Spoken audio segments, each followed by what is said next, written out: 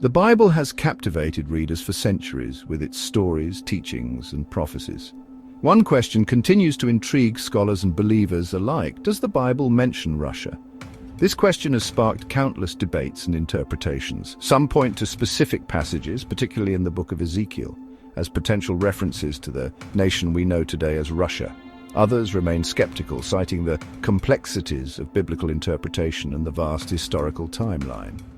This essay delves into this captivating question, exploring the historical context, biblical passages, and scholarly perspectives surrounding the potential mention of Russia in the Bible. The search for Russia in the Bible leads us to the ancient region north of the Black Sea, a land steeped in history and shrouded in mystery.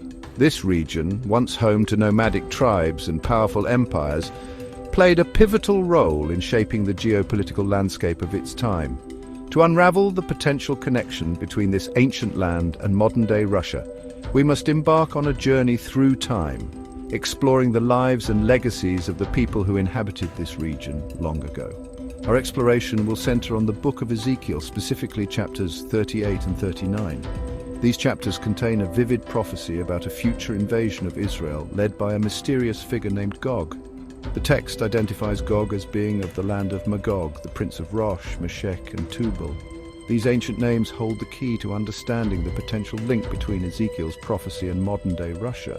By delving into the historical and geographical context of these names, we can begin to piece together the puzzle of Russia's possible presence in the Bible. As we embark on this journey of discovery, it's essential to approach the text with both curiosity and discernment. Interpreting ancient texts can be challenging, and the Bible is no exception. The language, cultural context, and historical setting can all influence our understanding of the text.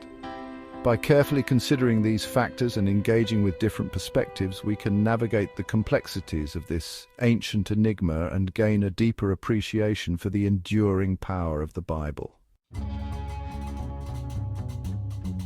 Long before the emergence of Russia as a nation, the vast expanse of Eastern Europe and Asia was a tapestry of diverse cultures and empires.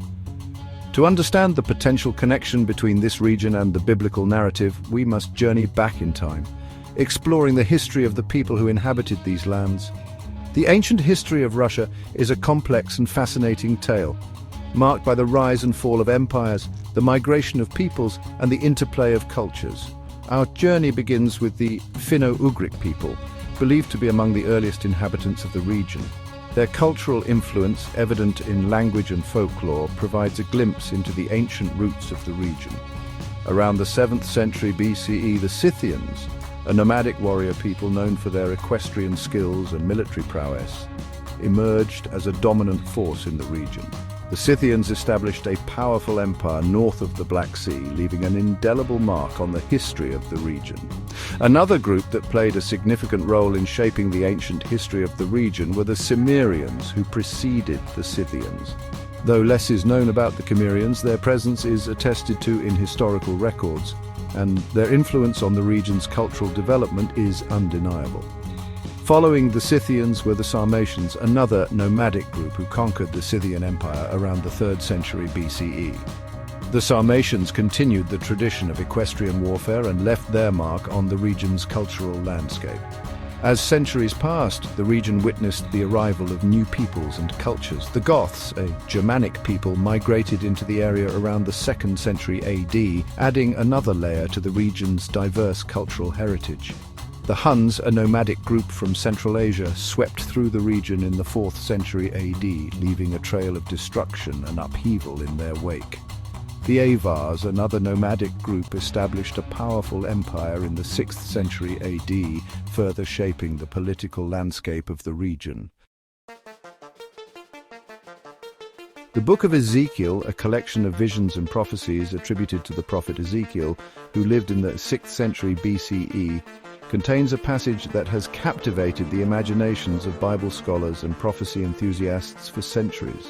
Chapters 38 and 39 describe a dramatic future invasion of Israel led by a mysterious figure named Gog, identified as being of the land of Magog, the prince of Rosh, Meshech, and Tubal. This cryptic prophecy, with its enigmatic language and vivid imagery, has sparked countless interpretations and debates about its meaning and relevance to our world today. The identity of Gog, the primary antagonist in this prophetic drama, remains a subject of much speculation. Some scholars believe Gog represents a specific individual, a powerful ruler who will emerge on the world stage in the end times. Others interpret Gog as a symbolic representation of evil, a personification of the forces that oppose God and his people. The text itself provides limited information about Gog's origins or motivations, adding to the mystery surrounding this enigmatic figure. The land of Magog, from which Gog hails, is equally shrouded in mystery. While some scholars associate Magog with a specific geographical location, others interpret it as a more general term, referring to a distant and hostile land. The Bible often uses geographical terms symbolically, so it's possible that Magog represents a realm beyond the physical map, a place associated with chaos and opposition to God's order. The names Rosh, Meshech, and Tubal, linked to Gog in Ezekiel's prophecy, offer further clues to unraveling this ancient mystery. These names appear throughout the Old Testament, often associated with distant lands and peoples known for their military strength and opposition to Israel. The identification of these ancient names with specific modern-day nations remains a subject of debate among scholars, with some suggesting connections to Russia, Turkey, and other countries in the region. The question of whether the Bible mentions Russia hinges on reconciling the historical timeline of the biblical text with the emergence of Russia as a nation. The books of the Bible were written over a vast period spanning centuries, with the earliest texts dating back to the second millennium BCE. The book of Ezekiel, containing the prophecy of Gog and Magog, is believed to have been written in the 6th century BCE. In contrast, the formation of Russia as a unified nation-state is a more recent historical development, with its roots in the 9th century CE. This considerable time gap between the writing of Ezekiel's prophecy and the emergence of Russia as a nation presents a challenge to directly linking the two. The Bible, written centuries before the existence of Russia as we know it, could not have explicitly mentioned the nation by name. However, this does not preclude the possibility that the biblical text refers to the region or people who would eventually become part of modern-day Russia. The ancient peoples who inhabited the region north of the Black Sea, such as the Scythians, Cimmerians, and Sarmatians, played a significant role in shaping the history and culture of the region. These nomadic warrior tribes were known for their military prowess and their interactions with neighboring empires, including the Persians and Greeks. It's plausible that the biblical writers, familiar with these ancient peoples and their activities, may have incorporated them into their prophetic visions. The potential connection between the biblical prophecy of Gog and Magog and the ancient peoples of the region north of the Black Sea invites further exploration. While the Bible may not explicitly mention Russia by name, the historical and geographical context suggests a possible link between the prophecy and the people who would eventually contribute to the formation of the Russian nation. Section 5. The Shaping of a Nation, External Forces, and the Rise of Modern Russia. The emergence of modern Russia as a global power is a testament to the enduring spirit of its people and the profound impact of external forces that shaped its destiny. From the vast steppes of Eurasia to the bustling cities of Moscow and St. Petersburg, Russia's history is a captivating tapestry, woven with threads of conquest, resilience, and cultural exchange. To understand the potential link between this nation and the ancient prophecies of the Bible, we must delve into the crucible of history, tracing the forces that forged Russia's identity and propelled its rise to prominence. The Mongol Empire, a vast nomadic empire that stretched from the Pacific Ocean to Eastern Europe in the 13th and 14th centuries, left an indelible mark on the history of Russia. Under the rule of Genghis Khan and his successors, the Mongols conquered much of Russia, incorporating it into their vast empire. This period of Mongol domination, known as the Mongol Yoke, had a profound impact on Russia's political, social, and economic development. The Mongol conquest brought about significant changes in Russia's political landscape. The Mongols, skilled warriors and administrators established a centralized system of rule, demanding tribute and obedience from their Russian subjects. This period of foreign rule fostered a sense of unity among the disparate Russian principalities, laying the groundwork for the eventual emergence of a unified Russian state. The rise of the Grand Duchy of Moscow, strategically located in the heart of Russia, marked a turning point in the nation's history. Under the leadership of ambitious rulers such as Ivan Kalita and Dmitry Donskoy, Moscow gradually expanded its influence, challenging Mongol dominance and consolidating its hold over neighboring Russian principalities. This process of unification culminated in the reign of Ivan the Great, who declared himself Tsar of all Russia in 1480, effectively ending Mongol rule and establishing Moscow as the center of a new Russian empire. Section 6. A tapestry of interpretations, scholarly perspectives on Ezekiel's prophecy. The prophecy of Gog and Magog in Ezekiel 38 and 39 has captivated the imaginations of Bible scholars for centuries, generating a rich tapestry of interpretations and perspectives.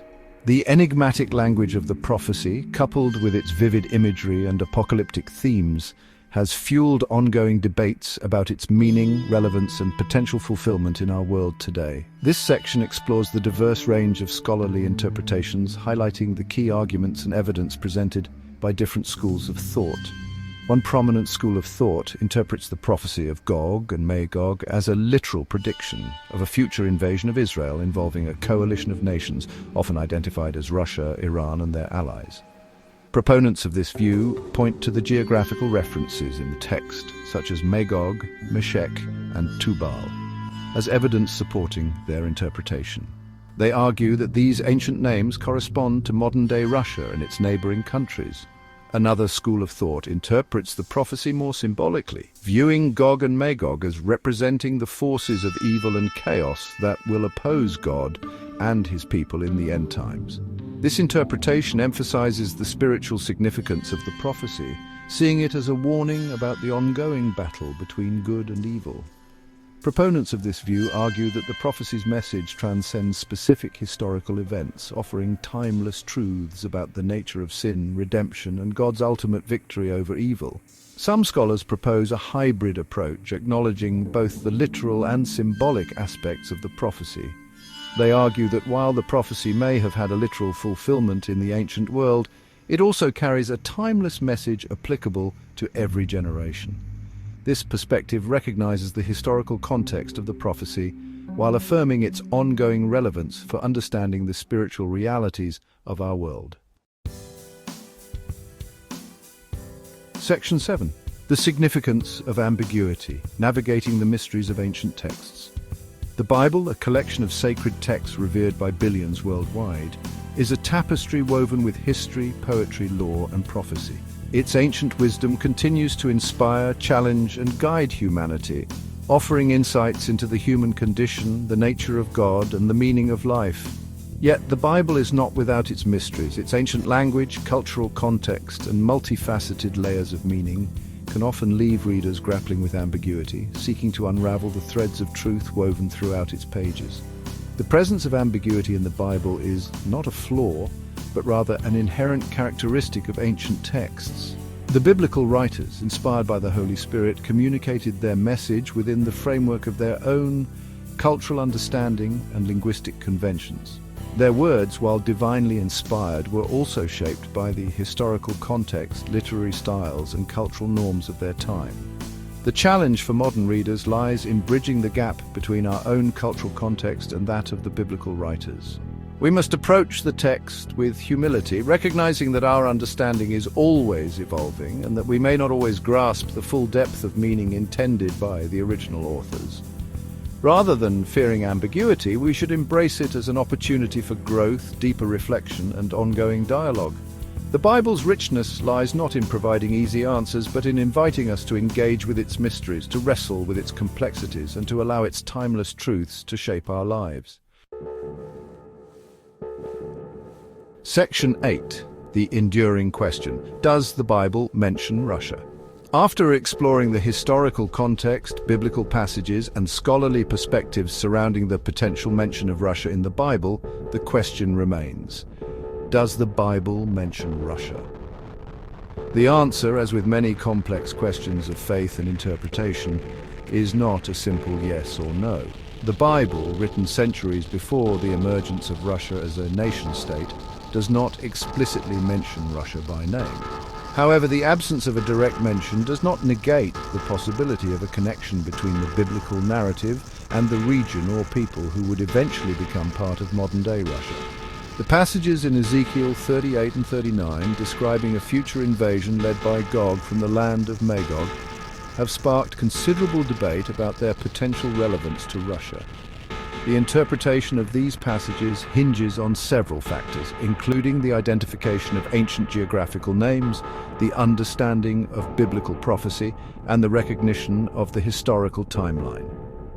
While some scholars believe these passages point to a future conflict involving Russia, others interpret them more symbolically or as having a different historical fulfillment. The ambiguity surrounding the potential mention of Russia in the Bible highlights the challenges of interpreting ancient texts and applying them to modern geopolitical situations. The Bible, while offering timeless truths and principles, was written within a specific historical and cultural context.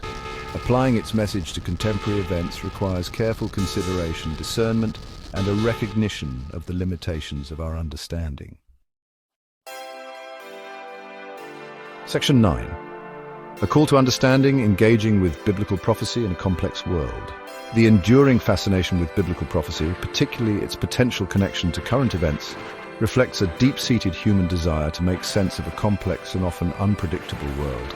In times of uncertainty and change, people often turn to ancient texts like the Bible, seeking guidance, reassurance, or glimpse into the future. While the Bible offers timeless wisdom and insights into the human condition, approaching its prophecies requires a balanced and discerning approach.